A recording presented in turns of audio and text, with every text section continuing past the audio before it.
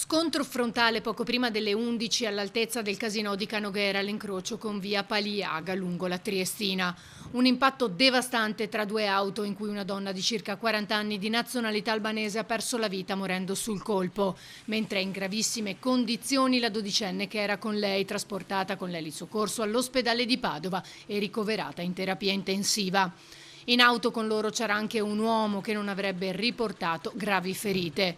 Sull'altra vettura c'erano invece due uomini, entrambi trasportati in gravi condizioni al pronto soccorso dell'ospedale di Mestre, ma non sarebbero in pericolo di vita.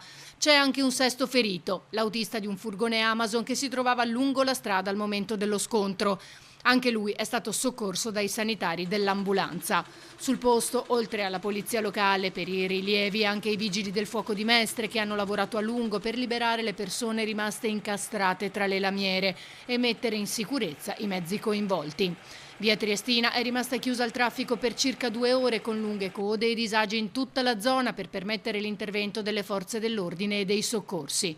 Sono in corso gli accertamenti per ricostruire la dinamica dell'incidente.